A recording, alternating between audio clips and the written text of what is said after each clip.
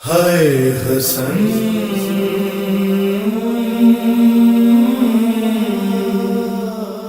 ہائے حسن ہائے حسن اعوذ باللہ من الشیطان الرجیم بسم اللہ الرحمن الرحیم الحمدللہ الذی ہدانا لہذا وما كنا لنہتدی لولا ان ہدانا اللہ لقد جاءت رسل ربنا بالحق ثم الصلاة والسلام على سیدنا و نبینا و شفیع ذنوبنا و طبیب نفوسنا اعنی ابی القاسم محمد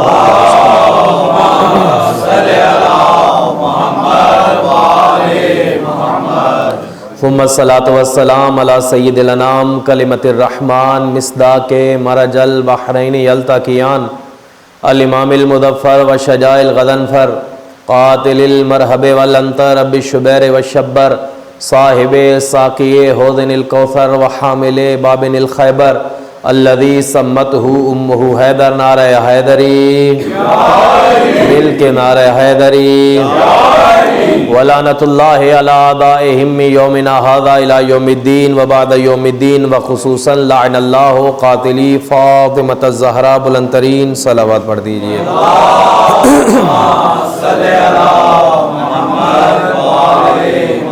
اما بعد قال اللہ تعالی فی کتابہ المجید و فرقانہ الحمید بسم اللہ الرحمن الرحیم یرفع اللہ الذین آمنوا منکم والذین اوتوا العلم درجات صلوات بر محمد و اہل بیت محمد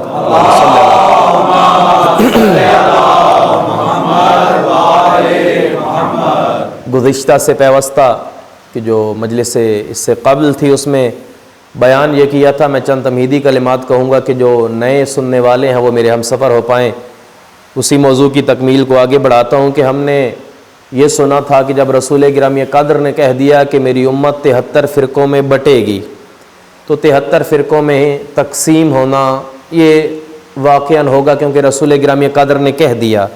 تو بات یہ چل رہی تھی اگر ہم ایک ایک برس بھی ہر فرقے کی تحقیق پہ دیں تو 73 برس ہمیں جینا پڑے گا۔ تو 73 برس ہماری زندگی نہیں ہے کہ ہم ہر فرقے پہ تحقیق کریں۔ اپنی زندگی کی تمام مصروفیات اگر چھوڑ کر بھی صبح و شام اگر سر لگا کر بھی تحقیق کریں تو 73 برس جینا یہ طے شدہ بات نہیں ہے۔ یہ اور مشکل ہے کہ ہم زندگی کی مصروفیات چھوڑ دیں، لیکن اگر ممکن بھی ہو پائے تو ہم 73 برس نہیں جئیں گے۔ تو پھر کیا ہم ایک دوسرے کے ساتھ کافر کا کھیل کھیلنا شروع کر دیں، ایک دوسرے کا سر کاٹنا شروع کر دیں، ایک دوسرے کو جھوٹا کہنا شروع کر دیں، یا ہم مل بیٹھیں اور اس سے اس مسئلے کا حل پوچھیں جو کائنات کا خالق ہے؟ کہ یہ طے شدہ بات ہے کہ ہر اعلیٰ چیز، ادنا چیز، پست ہو، مہنگی ہو، سستی ہو، ہر چیز کا کچھ نہ کچھ معیار ہوتا ہے۔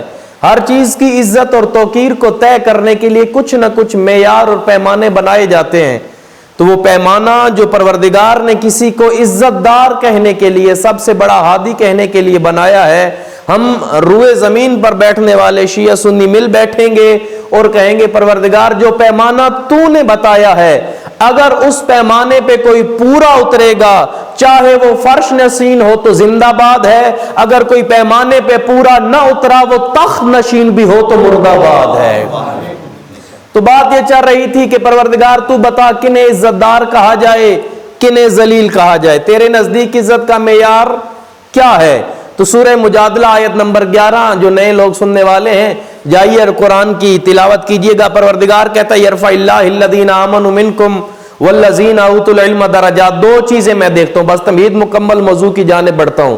دو چیزیں میں اللہ دیکھتا ہوں جس میں زیادہ ہوں گی اس کا رتبہ میرے نزدیک بڑا ہوگا، تو ہم نے اسے بڑا کہنا ہے جو اللہ کے نزدیک بڑا ہو۔ پروردگار دو چیزیں دیکھتا ہے، میں اسی سے آگے بڑھ رہا ہوں۔ وہ دو چیزیں کون سی؟ سورہ مجادلہ، ایک ایمان، دوسرا علم۔ ایمان اور علم جس میں زیادہ ہوگا وہ سب سے بڑا ہوگا۔ تو گفتگو موضوع کی آخری جملہ کہہ رہا ہوں کہ ایمان کے عمل میں ہمارا رہبر کل ایمان ہے، علم کے میدان میں ہمارا رہبر کل ایمان کے ساتھ باب مدینۃ العلم ہے۔ اب علم علی کی بنیاد پہ ہم علی کو چنتے ہیں۔ علم جس میں زیادہ ہوگا ہم اسے چنیں گے، جس میں علم کم ہوگا ہم اسے چھوڑ دیں گے۔ सामीने ग्राम कादर, अब हमने देखना है मौला अली का इल्म कितना है। हम अली का इल्म बताएंगे, मुकाबले में आने वाले हर शख्स को आप ले आइएगा, इधर से एक अली होगा, 12 के 12 नहीं, एक अली का इल्म हम दिखाएंगे और तुम पूरी दुनिया के हादी इकट्ठे करके ले आओ, उन तमाम का इल्म मेरे अली के मुकाबले में ऐसे होगा जैसे समंदर के मुकाबले में एक कतरा हुआ करता है। या अली, किसी की मजाल नहीं है इल्म अली का मुकाबला कर पाए, हर बंदा इल्म अली का मोतरिफ था। मैं चंद वाकयात से अपनी बात को तकमील देना चाहता हूं। एक शख्स वाकया बयान करता है, रावी रिवायत करता है कि खलीफा सानी के दौर में 5 बंदों ने एक गुनाह किया। बस देखिएगा इल्म अली क्या है, मैं फिक्री गुफ्तगू करना चाह रहा हूं, कुछ दे के जाना चाह रहा हूं। 5 बंदों ने एक गुनाह किया, किसी गैर महरम से बदकारी की। हाकिम के दरबार में फैसला लाया जाता है, फैसला कीजिए, गुनहगार हैं। कहा फैसले वाली क्या बात है, इन्होंने ये गुनाह किया है, इनकी सजा बनती है, सारों का सर काटो और इनको ले जाओ। सजा एक है, इसमें सोचने वाली क्या बात है। अली मौला तक ये फैसला पहुंचा। अली हैदर करार ने कहा कि फैसले में तरमीम की गुंजाइश है, फैसला दुरुस्त नहीं है। कहा या अली आप फैसला कीजिए, जिन्हें तुम हादी मानते हो उनका इल्म भी देखिएगा और जिन्हें हम हादी मानते हैं उनका इल्म भी देखिएगा।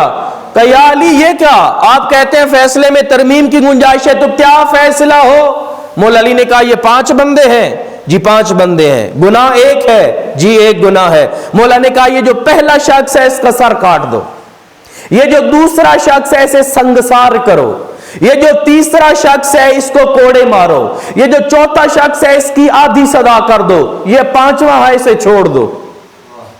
मिलिएगा मेरे साथ, बेदार रहिएगा। अब गुनाह एक है, करने वाले एक जगह पे गुनाह करते हैं, कोई तब्दीली नहीं है।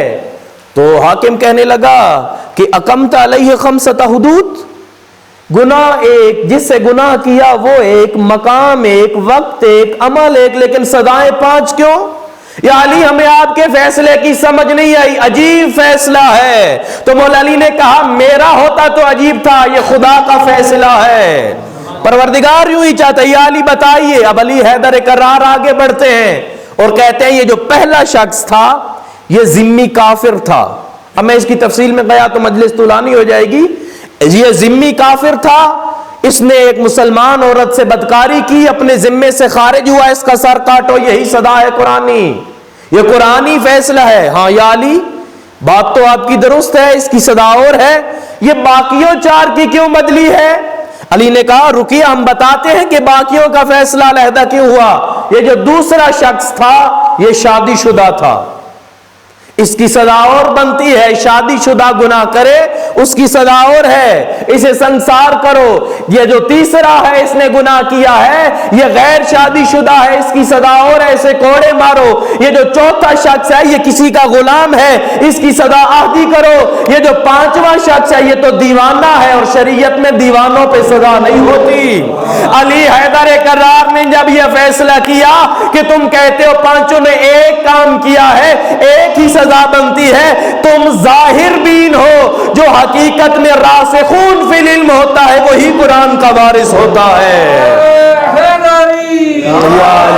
हम कुरान जानने वाले हैं, ये इन लोगों को हादी बना रहे हो, इन लोगों को पेशवा बना रहे हो। मैं अपनी मजलिस में कहता हूं हमने किसी की दुश्मनी में अली को नहीं लिया कि हमें किसी से इख्तिलाफ है, हम अली तब ले रहे हैं, लेकिन तुम भी कोशिश करना किसी की मोहब्बत में अली न छोड़ देना, किसी की मोहब्बत में अली न छोड़ना। मेयार लाओ, कुछ पैमाना बनाओ, जो मैंने पिछली मजलिस में भी बयान किया था, कुछ कानून लाओ, किसे आला कहना है, किसे अच्छा कहना है, किसे बरतर कहना है, किसे अपना हादी और रहनुमा मानना है, या जिसको चाहो मुंह उठा के मान लो।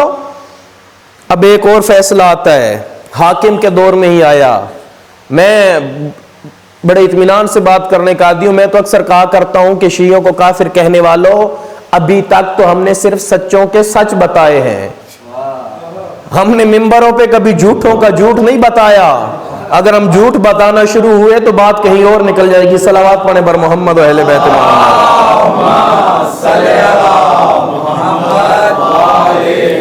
इसकी तरफ बाद में आता हूं। एक शख्स ने मौला अली से कहा था کہ یا علی آپ ہر سوال کے جواب میں ایک لمحہ نہیں سوچتے؟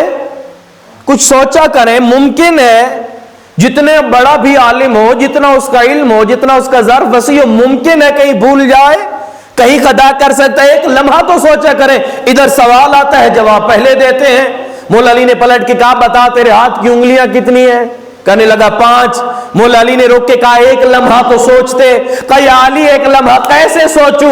یہ 5 انگلیاں ہمہ وقت میرے سامنے رہتی ہیں. علی نے کہا یہی تیرے سوال کا جواب ہے. جو ہمہ وقت تیرے سامنے ہو تو نہیں سوچتا، جو علی کے سامنے ہو علی بھی نہیں سوچتا. علی کیسے سوچے؟ سامعین گرامی قدری، علی کے علم کا ظرف ہے. آتے ہیں اب ایک اور واقعہ ہے، کیونکہ آپ سارے بیدار ہیں اور نوجوان اکثر پڑھے لکھے، بلکہ سارے پڑھے لکھے بیٹھے ہوں گے، تو میں ایک تھوڑی مشکل بحث کرنا چاہتا ہوں، میرے ساتھ ملیے گا.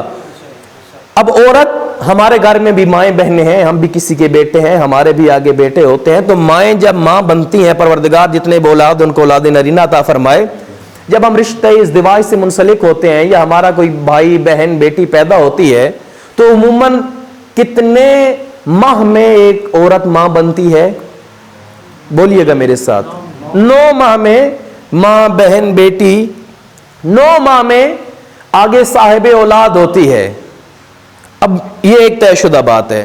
ایک حاکم کے دور میں کیا ہوا، ایک عورت 6 ماہ میں ماں بنی. 6 ماہ میں ماں بنی. اب دیکھیے گا، علی چھوڑو گے تو نتیجہ کیا نکلے گا. لے لو جن کو لینا چاہتے ہو، ہمیں اعتراض نہیں ہے، لیکن نتیجہ خود بھگتنا. یوم ندعو کل اناس بامامہم.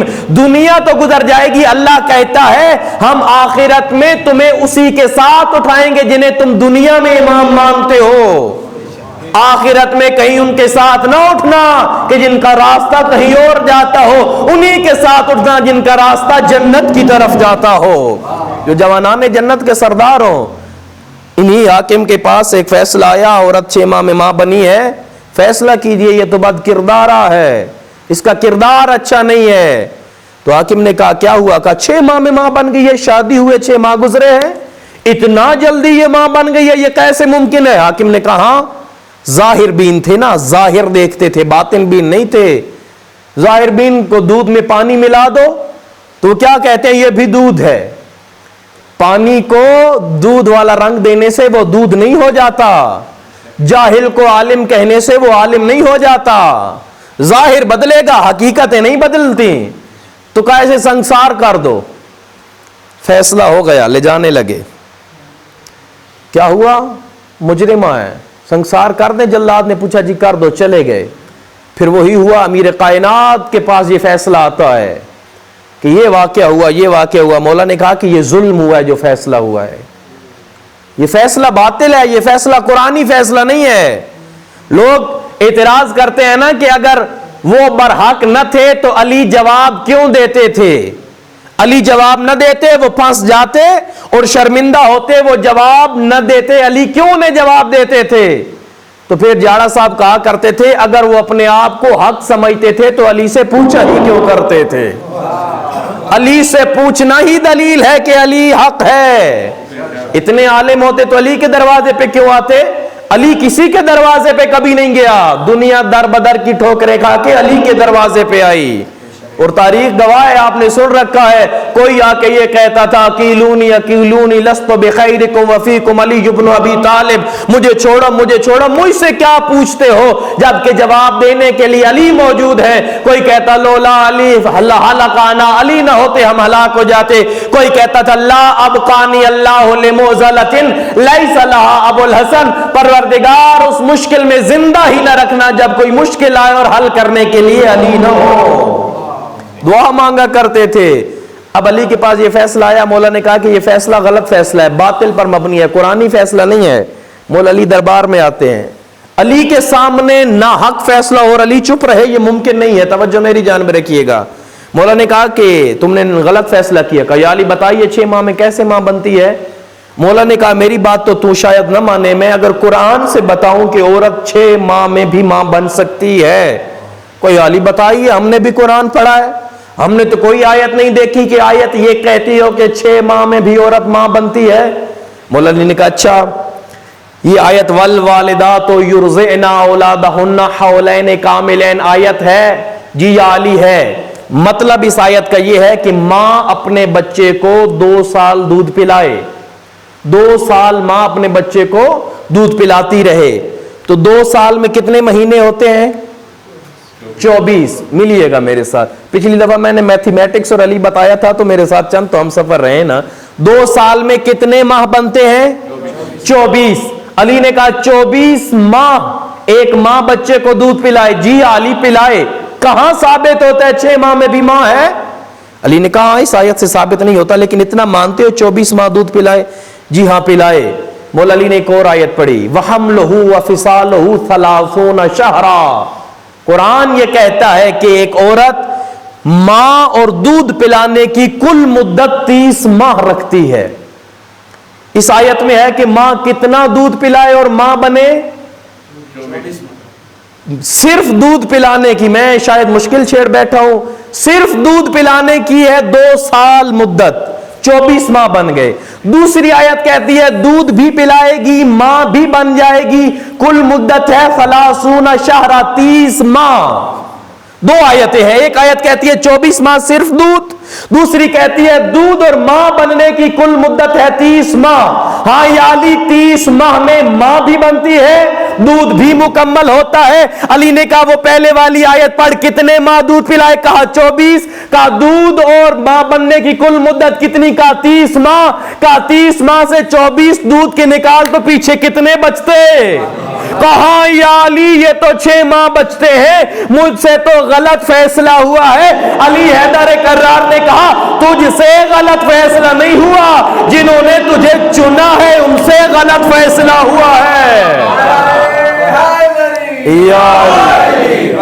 میں یہ کہہ کر تو عورت بد کردار نہیں تھی لیکن مجرمہ تھی.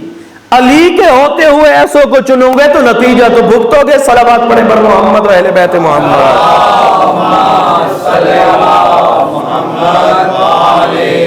کبھی علی کی زندگی یوں پڑھیے, جتنے سائنسدان ہیں میتھمیٹکس اور علی دیکھیے, یہ اکنامکس اور علی کو دیکھیے, کوئی علم نہیں ہے جس کا علی عالم نہ ہو. آج کل ہماری یونیورسٹیوں میں اگر علی پڑھایا جاتا تو نوجوانوں میں یہ سیکولرزم نہ ہوتا. علم ہے ہی علی کے پاس, جتنے شاگرد ہیں سارے علی کے ہیں, بالواسطہ ہوں یا بلا واسطہ. اب ایک اور واقعہ بیان کرتا ہوں پھر اختتام کی جانب بڑھتا ہوں. تھکاوٹ تو نہیں ہو رہی ہے؟ صلوات پڑھیں بر محمد و اہل بیت.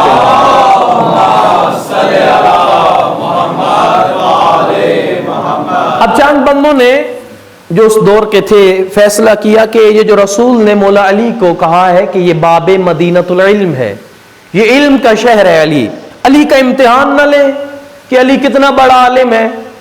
تو 10 بندے مل بیٹھے اور کہا علی کا امتحان لیں گے. کیا امتحان لینا ہے؟ کہا 10 کے 10 سوال ایک کریں گے, ایک ہی سوال. میں جو سوال کروں گا دوسرا بھی وہی, تیسرا بھی وہی, چوتھا بھی وہی, 5واں بھی وہی, سارے ایک سوال کریں گے. علی 2-3 کو علیحدہ علیحدہ جواب دے گا, چوتھے بندے کو علی جب وہی جواب دے گا تو ہم کہیں گے علم ختم ہو گیا. بڑے باب مدینۃ العلم بنتے ہیں, بڑے شاگردوں کی باتیں ہوتی ہیں, علی علی اور علم علم کی باتیں ہوتی ہیں. 2 جوابوں سے ہاں کرتے علی سے سوال. پہلا شخص آیا, یا علی العلم افضل ام المال, اے علی بتائیے علم افضل ہے یا مال افضل ہے؟ مولا علی نے کہا العلم افضل, علم افضل ہے. بأی دلیل؟ آقا کوئی دلیل ہے؟ علم کیوں افضل ہے, مال کیوں پست ہے؟ تو مولا علی حیدر کرار نے کہا لأن المال میراث قارون و حامان و شداد و فرعون والعلم میراث الانبیاء. علم افضل ہے, مال پست ہے اس لیے کیونکہ مال قارون, ہارون, حامان اور شداد کی میراث ہے, علم انبیاء کی وراثت کو کہتے ہیں. پہلے کو جواب دیا, پلٹا, علی نے یہ جواب دیا. دوسرے نے کہا میں جاؤں, علی یہی جواب دے گا, امید یہی ہے. تو ایک ان کا جو سب سے بڑا تھا کہنے لگا میرا بھی دل کہتا ہے جواب یہی دیں گے, لیکن اگر مختلف بھی دیا تو تیسرے کو وہی جواب ہو جائے گا. یا علی العلم افضل ام المال, علم افضل ہے یا مال افضل ہے؟ مولا علی نے کہا العلم افضل. بأی دلیل؟ آقا کوئی دلیل تو دیجئے. تو مولا نے کیا کہا لأن العلم تحرسہ والمال یحرس, کہا کہ جو مال ہے تم اس کی حفاظت کرتے ہو جبکہ علم تمہاری حفاظت کرتا ہے. دوسرا پلٹا, तीसरे ने सवाल किया क्या बना? मेरा दिल कहता होगा, उसने कहा होगा मेरा चेहरा तो बता दे रहा है क्या बना। अच्छा तुम जाओ, खैर है, कोई मसला नहीं है, तीसरा सवाल करो। मौला अली के पास तीसरा आया, इल्म अफजल है या माल? मौला ने कहा इल्म अफजल बे ये दलील, आका कोई दलील तो दीजिए, इल्म क्यों अफजल है, माल क्यों पस्त है? तो आका ने पलट के ये कहा कि माल जितना अरसा पड़ा रहेगा पुराना होगा, जंग आलूद होगा, उसकी चमक खत्म हो जाएगी, लेकिन इल्म जितना पुराना होगा उतना निखरता जाएगा। तीसरा सवाल करके पलटा, क्या जवाब दिया? अली ने वो जवाब तो न दिया जो पहले को दिया था। अच्छा तुम चौथा जाओ, अब अली वही जवाब देंगे। अली के पास आया, या अली अल इल्म अफजल अविल माल, इल्म अफजल है या माल? मौला ने कहा इल्म अफजल बे ये दलील, आका कोई दलील तो दीजिए कि माल क्यों पस्त है, इल्म अफजल क्यों है? तो मौला अली हैदर करार फरमाते हैं कि जो साहिबे माल होता है आदाउन कसीरा वाले साहिबिल इल्म अस्दिकाउन कसीरा, कि जो साहिबे माल होता है उसके दुश्मन ज्यादा होते हैं, साहिबे इल्म के दोस्त ज्यादा होते हैं। चौथा पलटा, पांचवा आया, या अली अल इल्म अफजल अविल माल। सवाल में भी अंदाज बदला होगा, दिल पे जो छुरियां चल रही थी, इल्म अफजल है या माल? मौला ने कहा इल्म अफजल बे दलील, आका कोई दलील तो दीजिए कि क्यों इल्म अफजल है, माल क्यों पस्त है? तो मौला अली हैदर करार ने जो जवाब दिया, अली फरमाते हैं कि माल वाला उस वक्त परेशान हो जाता है कि जब उसके माल का खर्च बढ़ जाता है, इल्म वाला तब परेशान होता है जब इल्म लेने वाला कोई नहीं होता। माल खर्च बढ़ेगा परेशान हो जाएगा, मेरा माल ले रहे, माल चोरी होने लगेगा परेशान हो जाएगा, चोरी हो रहा है, सिक्योरिटी बढ़ाओ, इल्म वाला परेशान हो रहा है, कोई लेने वाला नहीं है, बुलाओ मैं दूं अली के नाम का इल्म। पलटा, क्या किया? अली ने जवाब और दे दिया। अच्छा तुम जाओ, फिर एक और आया, या अली अल इल्म अफजल अविल माल, इल्म अफजल है या माल? मौला ने कहा इल्म अफजल, इल्म अफजल है, माल पस्त है बे ये दलील, आका कोई दलील? मौला ने कहा दलील है, माल पस्त है, इल्म अफजल है, क्यों? मौला ने फरमाया कि जो माल वाला होता है उसका दिल सख्त हो जाता है, जिसके पास माल और इल्म दोनों आ जाए उसका दिल नर्म हो जाता है। ठीक है या अली? फिर पलटा, एक और आया, अल इल्म अफजल अविल माल, इल्म अफजल है या माल अफजल है? या अली बताइए तो सही। मौला अली ने कहा अल इल्म अफजल बे दलील, आका कोई दलील तो दीजिए, इल्म क्यों अफजल है, माल क्यों पस्त है? तो मेरे मौला फरमाते हैं कि अगर बंदा सिर्फ साहिबे माल हो, कयामत के दिन सवाल ज्यादा होगा, हज क्यों न किया था, ज़कात क्यों न दी थी, रोजे क्यों न रखे थे, बल्कि ये मिस्कीनों को क्यों न दिया था, तुम्हारे ऊपर खुम्स वाजिब था ये क्यों न दिया था। साहिबे माल से सवाल ज्यादा होंगे, जो साहिबे इल्म होगा सिर्फ सवाल कम न होंगे, बल्कि जिसका चाहेगा हाथ से पकड़कर जन्नत ले जाएगा। इल्म की बातों पे भी बेदार हैं आप हुजूर वाला। बातें चलती रही, 10 के 10 सवाल मुकम्मल हुए। अली हैदर करार के आके पास कहने लगे, या अली हम तो आपको आजमाना चाहते थे, आपका इल्म कितना है। हमने एक मीटिंग की थी और ये सोचा था अली से हम 10 के 10 सवाल करेंगे, अली ने अगर जवाब में तकरार किया, अली अगर जवाब तकरार करेंगे तो हम कहेंगे कि अली का इल्म कम है। सलवात पढ़े बर मोहम्मद व अहले बैत मोहम्मद।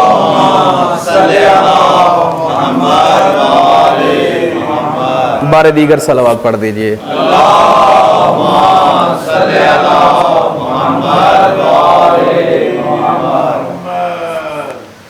समीन गिरामी कादर आके अली हैदर करार को कहने लगे, हम तो आपको आजमाना चाहते थे, कितना इल्म है अली का। आपने 10 के 10 बंदों को सवाल एक ही था, अलहदा अलहदा जवाब दिए। या अली हम मान गए आप बड़े आलिम हैं, 10 बंदों को अलहदा जवाब दिया, मोतबर रिवायत में मौजूद है। अली हैदर करार आगे बढ़ के कहने लगे, सवाल अली से और सिर्फ 10, अली के इल्म کا سوال کرتے اور صرف نہ سو واللہ لو سالنی الخلق كلهم ما دمت حیا واجیب لجواب غیر جواب الاخر. تم تو صرف 10 علی سے سوال کرنے آئے ہو نا, ایک سوال کرتے ہو علی سب کو علیحدہ علیحدہ جواب دیتا ہے اور کہتے ہو علی تو بڑے عالم ہے بڑے عالم ہے. واللہ لو سالنی الخلق كلهم, تم 10 نہیں تمام کی تمام مخلوق, سالنی الخلق, آدم اپنی امت کو بھی لے آئے, نوح اپنی امت کو بھی لے آئے, عیسیٰ خود بھی آئے اپنی امت کو بھی لے آئے, موسیٰ خود بھی آئے اپنی امت کو بھی لے آئے, 1,24,000 انبیاء اپنی امت کو لے کر ایک میدان علم میں جمع ہو جائے, وہ سارے ایک طرف ہو اور ایک مسند علم پہ ابو طالب کا شیر ببر بیٹا علی بیٹھا ہوگا, وہ سارے سوال ایک کریں گے. علی کے علم کا اندازہ تب لگانا جب علی ان ساروں کو علیحدہ علیحدہ جواب دے گا. یا علی صلوات پڑھیے بر محمد و اہل بیت اللہ.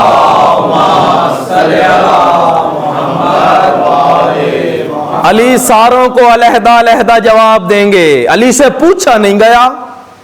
علی تو کہتے ہیں میں زمین کے رستوں سے آسمان کے رستے بہتر جانتا ہوں, تو علی سے آسمان کے بارے میں پوچھو, داڑھی کے بالوں کے بارے تو نہ پوچھو. یا علی میں نے کھایا کیا ہے, علی سے یہ تو نہ پوچھو. علی سے پوچھو آسمان کے رستے کہاں ہیں. علی حیدر کرار صرف زمین والوں کے امام نہیں ہے, آسمان والوں کے بھی امام ہیں. علی مولا حیدر کرار بیٹھے تھے اپنے چاہنے والوں میں, اور مولا کہنے لگے کہ ایک مخلوق ہے, نومہ فی الہوا, طعامہ فی الہوا, حیاتہ فی الہوا, مماتہ فی الہوا. ہوا میں رہتی ہے, کھانا بھی ہوا میں ہے, پینا بھی ہوا میں ہے, ان کی زندگی بھی ہوا میں ہے, ان کی موت بھی ہوا میں ہے, ان کا مدفن بھی ہوا میں ہے, ان کا چہل پہل بھی ہوا میں ہے. تو بندے حیران ہو کے کہنے لگے یا علی ہوا میں بھی رہتی ہے, ہوا میں بھی کوئی مخلوق ہے, ان کا کون رہبر ہے؟ مولا علی نے کہا ان کے رہبر بھی ہم ہیں. اور مولا نے جو اگلا جواب دیا لطف لیجئے گا. علی حیدر کرار کہنے لگے جتنا تعجب تم نے کیا ہے, جب میں ان کے پاس ہوتا ہوں تو ان کو میں کہتا ہوں ایک مخلوق ہے, نومہ علی الارض, حیاتہ علی الارض, مماتہ علی الارض. ایک مخلوق ہے جو مٹی پہ رہتی ہے, مٹی سے کھاتی ہے, مٹی پہ چلتی ہے, مٹی میں مر جاتی ہے, مٹی میں دفن ہو جاتی ہے. وہ بھی تعجب کر کے پوچھتی ہے یا علی ان کا رہبر کون ہے؟ انہیں بھی کہتا ہوں ان کا رہبر بھی ابو طالب کا بیٹا علی حیدر کرار ہے. اللہ اکبر. تو علی صرف انسانوں کے امام نہیں ہیں, علی جنوں کے بھی امام ہیں, علی ملک کے بھی امام ہیں, علی فلک کے بھی امام ہیں, علی حشرات کے بھی امام ہیں, علی چرند کے بھی امام ہیں, علی پرند کے بھی امام ہیں. بس ہونا یہی ہے کہ ہر کسی نے اپنے اپنے ظرف کے مطابق علی لینا ہے. ہمارا کتنا ظرف ہے, ہم کتنا علی لیں گے. اہل فلسفہ بیٹھتے ہیں تو وہ حیران ہو جاتے ہیں کہ اب ہر بندہ ایک فیلڈ کا ماہر ہوتا ہے, آپ بہتر جانتے ہیں, یا 2 میں ہو جائے گا, 2 زیادہ سے زیادہ 3 میں. ہر فیلڈ میں کوئی ماہر نہیں ہوتا, انسائیکلوپیڈیا نہیں ہوتا ہر فیلڈ کا ہر بندہ. لیکن علی کی ذات ایسی ذات ہے, یہ ممبری بات نہیں ہے, علی کی زندگی پڑھیے اور ان کی بھی پڑھیے جو علی کے مقابلے میں آئے. فلسفی کہتے ہیں کہ سب سے بڑا جب ہم دیکھتے ہیں تو فلسفی علی ہے. جب کلامی بیٹھتے ہیں وہ کہتے ہیں جب ہم سب سے بڑا کلامی دیکھتے ہیں تو علی ہے. جب شجاع میدان بیٹھتے ہیں, مرد کلندر اور لڑنے والے بیٹھتے ہیں تو وہ کہتے ہیں سب سے بڑا شجاع علی ہے. جب فقیہوں کی محفل ہوتی ہے تو وہ کہتے ہیں سب سے بڑا فقیہ علی ہے. جب ادیبوں کی محفل ہوتی ہے تو سب سے بڑا ادیب علی ہے. جب قاضیوں کی محفل ہوتی ہے تو سب سے بڑا قاضی علی ہے. جب حاجیوں کی محفل ہوتی ہے سب سے بڑا حاجی علی ہے. جب قرآن پڑھنے والوں کی محفل ہوتی ہے تو وارث قرآن علی ہے. سامعین گرامی قدر, میں تو کہا کرتا ہوں دنیا جسے جسے جسے جسے کمال کہہ سکتی ہے وہ تمام کے تمام کمال علی کے در پہ گداگری کرتے نظر آتے ہیں. صلوات پڑھیں بر محمد و اہل بیت محمد.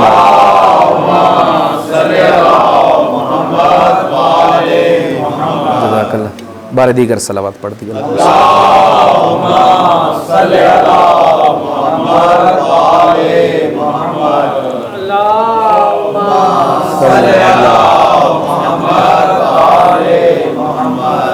گداگری کرتی ہوئی نظر آتی ہیں. تو سامعین گرامی قادر، بس یہی گزارش کرتا ہوں اپنے نوجوانوں سے، اپنے بزرگوں سے، اپنے بچوں کو علی تعلیم دیجئے. آپ اپنے بچوں کو علی سکھائیں، علی آپ کے بچے کو ہر کچھ سکھا دے گا. دین کے مدرسے میں نہ بھیجو، مولوی نہ بناؤ، میں کہا کرتا ہوں دین شناس تو بناؤ.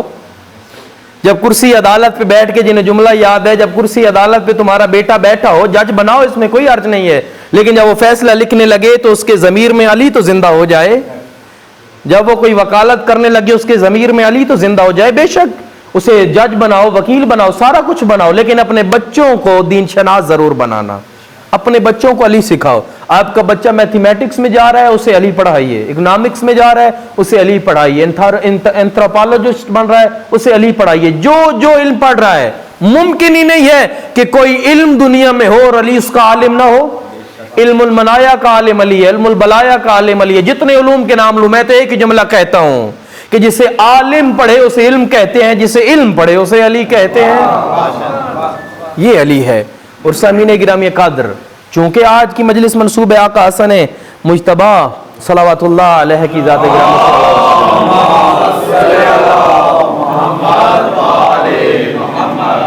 ہم ظاہر بین ہیں. نوجوانوں کو بتانا چاہیے.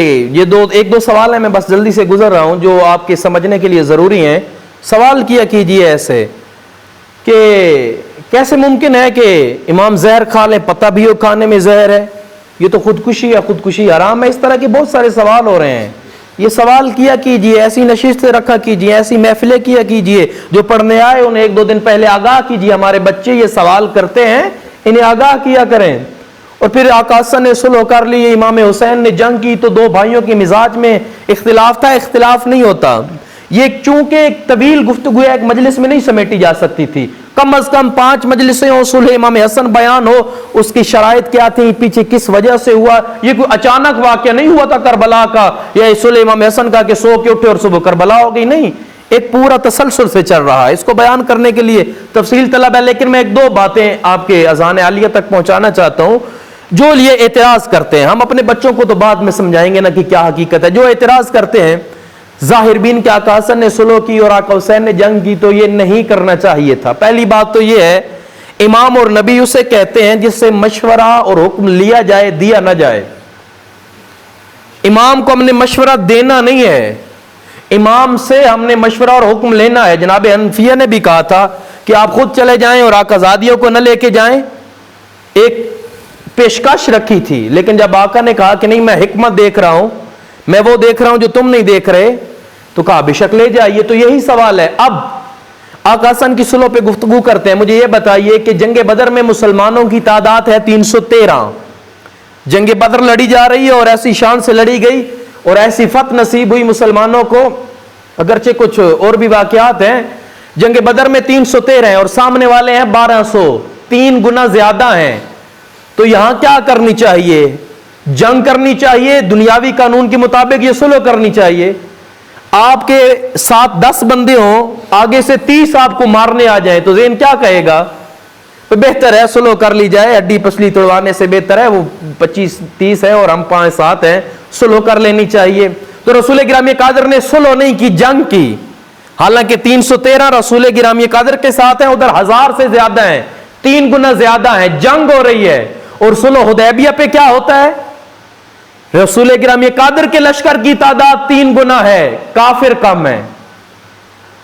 کافر 1 ہے اور مسلمان اس کے مقابلے میں 3 ہے. وہاں کیا ہونا چاہیے تھا، جنگ یا صلح؟ وہاں تو یقیناً جنگ ہونی چاہیے. ہم 3 ہے، سامنے والا 1 ہے. وہاں رسول صلح کر رہے ہیں. جہاں زیادہ ہیں، جہاں رسول کے ساتھی کم ہے، وہاں جنگ لڑی جا رہی ہے. تو پتہ یہ چلا ہم نے رسول سے مشورہ لینا ہے، دینا نہیں ہے.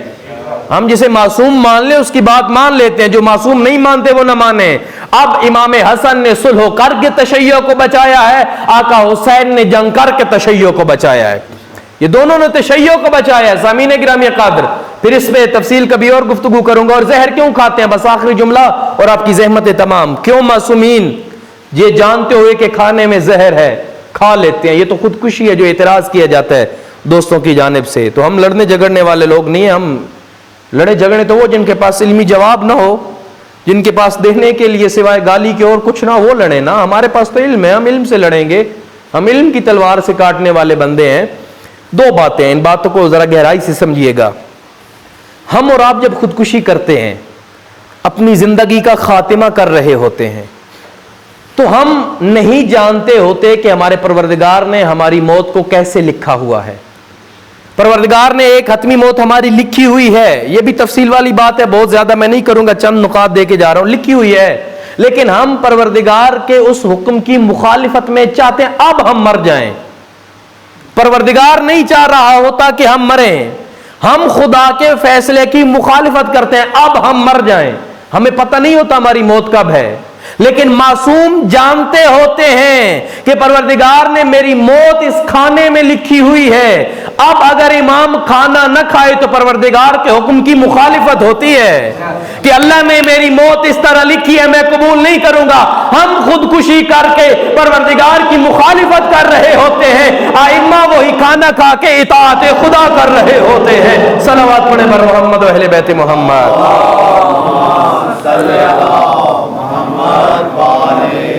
پروردگار اگر تیری مشیت ہے کہ اب میں ظاہری دنیا سے چلا جاؤں تو ہمیں قبول ہے. پروردگار اگر تو چاہتا ہے کہ سانس حیات کٹ جائے تو قبول ہے. عزیزان گرامی قدر، میں یہ اکثر دعا کیا کرتا ہوں، پروردگار ہمیں اہل بیت کی محبت میں مزید سے مزید زیادہ توفیق عطا فرمائے. اور آج چونکہ شب جمعہ ہے، میں بڑا آج جو ہے وہ مطمئن ہوں تمام مومنین پر جو آئے بیٹھے ہیں، کیونکہ روایات کہتی ہیں ہر شب جمعہ مرحومین کی روحیں گھر کو لوٹ کے آتی ہیں، اور جب وہ خالی جاتی ہیں تو یقیناً وہ پریشان ہوتی ہوں گی کہ ہم نے اپنے بچوں کو پال کے یہ دنیا اور یہ مال و متاع عطا کیا اور ہمارے دینے کے لیے ایک فاتحہ نہیں ہے. کچھ نہ کیجئے زیادہ اپنے والدین مرحوم کے لیے، اگر نہیں کر پاتے کم از کم ہر شب جمعہ ایک فاتحہ پڑھ لیا کریں تاکہ روح پلٹ کے جائے تو شرمندہ نہ ہو.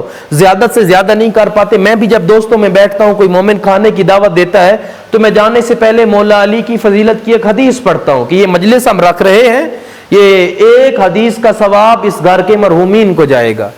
کچھ نہ کریں اور زیادہ نہیں کر پائے. جب بچوں کے ساتھ بیٹھتے ہیں، ڈنر کرنے لگتے ہیں، کھانا کھانے لگتے ہیں، ایک کتاب رکھ لیجئے علی کی فضیلتوں کی حدیثوں والی، مجھے کیجئے، میں بھائی کو سینڈ کر دوں گا، وہ آپ کو دے دیں گے. صرف ایک حدیث ایک لائن کی، بس خود پڑھیں. بیٹا یہ میں اپنے باپ کو ایصال کرنا چاہ رہا ہوں ایک لمحے کے لیے، یہ جو کھانا ہے یہ نیاز حسین ہے. اور جب آپ جائیں گے، خدا کی قسم آپ کا بیٹا بھی اپنے بیٹوں کے ساتھ کہے گا کہ میں بھی ایک حدیث پڑھوں گا، ایصال میرے بابا کو ہوگی. کوئی مشکل کام نہیں ہے عزیزان گرامی قدر. خدا را یہ کیجئے، یہیں رہ جائے گا.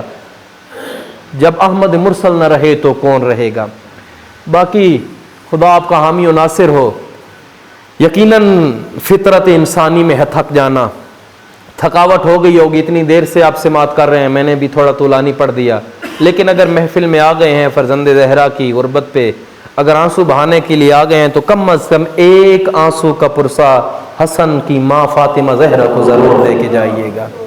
آقا زادی کی نگاہ ہے ہم پر، بہت رویا کرتے تھے. تو سائل نے پوچھا اگر روتے کیوں ہیں؟ یہی جملہ مومن کے لیے رونے کے لیے کافی ہے. کہا میں رو نہیں تو کیا کروں. میں نے وہ منظر دیکھا ہے جو شاید ہی کسی بیٹے نے اپنی ماں کا منظر دیکھا ہو. آقا آپ نے کیا منظر دیکھا ہے؟ کہا میں نے یہ دیکھا ہے کہ رات کو جب میں اٹھتا تھا میری ماں سونا چاہتی تھی لیکن سو نہیں پاتی تھی. آقا کیا ہوا آپ کی ماں فاطمہ کے ساتھ جو سو نہیں پاتی تھی؟ کہا میری ماں کیسے سو پاتی؟ میں نے دیکھا اپنی ماں کو آدھی آدھی رات کبھی دائیں لیٹنے کا ارادہ کرتی، لیٹ نہ پاتی تھی، کبھی بائیں لیٹنے کا ارادہ کرتی، لیٹ نہ پاتی تھی، کبھی پشت کے سہارے سے لیٹنے کا ارادہ کرتی تھی، لیٹ نہ پاتی تھی. کیا ہوا آپ کی ماں کو؟ کہا کیسے سو پاتی میری مظلومہ ماں؟ جب میری ماں دائیں لیٹنے کا ارادہ کرتی تھی بازو ٹوٹا ہوا تھا، لیٹ نہیں پاتی تھی. جب بائیں لیٹنے کا ارادہ کرتی تھی پہلو کا درد میری ماں کو سونے نہیں دیتا تھا. اور جب کمر کے سہارے سونا چاہتی تھی کسی ظالم نے ایسا ظلم کیا تھا. آقا حسن بڑے مظلوم ہیں، مدینہ کی گلی سے نہیں گزرتے تھے آقا حسن. تصور کیجئے، اپنی ماں کا تصور کیجئے پھر رونا آئے گا. کیوں نہیں گزرتے آقا آپ اس گلی سے؟ کہا میں کیسے گزروں اس گلی سے جب میں اس گلی سے گزرتا ہوں مجھے ایک وہ موڑ یاد آ جاتا ہے جہاں ایک ظالم نے میری ماں فاطمہ زہرا کو تماچا مارا تھا. حسین کی ماں اور حسن کی ماں فاطمہ زہرا کے رخسار پہ تماچا مارا جاتا ہے. بڑا رویا کرتے تھے آقا حسن. بڑے مظلوم ہے اس گھرانے کا ہر فرد. کہا میں کیوں نہ روؤں, میں اس لیے روتا ہوں میں نے جلتا ہوا دروازہ اپنی ماں پہ گرتے ہوئے دیکھا ہے. تصور کیجئے جلتا ہوا دروازہ, دروازے میں ایک لوہے کی میخ, آگ کے شعلوں نے اس میخ کو گرم کر دیا تھا. وہ گرم میخ فاطمہ زہرا کے پہلو پہ آتی ہے, سینے کی ہڈیاں ٹوٹ جاتی ہیں, کہتی ہیں یا بتا او میرا بابا اٹھ کے دیکھ تیری بیٹی زہرا کا کیا حال ہو گیا. بڑی مظلوم ہے. آقا حسن کو بھی زہر ملتا ہے. وہ جو اپنی ماں کی غربت پہ روتا تھا آج ماں بھی جنت البقیع نہ ہوگی, آج ماں بھی حسن کا پرسہ لینے مومنوں کے پاس آئی ہوگی. کہتی ہوگی تم نے میرے حسن کو تڑپتے دیکھا تو نہیں ہے, تم نے میرے حسن کو کلیجے کٹ کٹ کے باہر پھینکتے دیکھا تو نہیں ہے. کئی دفعہ زہر ملی آقا حسن کو, ایک دفعہ زہر نہیں ملی. ایک دفعہ شاہ روم سے اس نے یہ زہر منگوائی, اتنی سخت زہر تھی, کہا جاتا ہے اس کا ایک قطرہ اگر دریا میں پھینکا جاتا مچھلیاں تڑپ تڑپ کے مر جاتی تھی. اس کا زہر آقا حسن کو دیا جاتا ہے. آقا حسن تڑپنا شروع ہوتے ہیں. ادھر جناب ام فروا نے یہ منظر دیکھا, آقا قاسم کو اٹھا کے بعد کے سینے پہ رکھا کہ شاید آقا حسن کو کچھ آرام آ جائے, لیکن اس وقت بی بی نے رونا شروع کیا.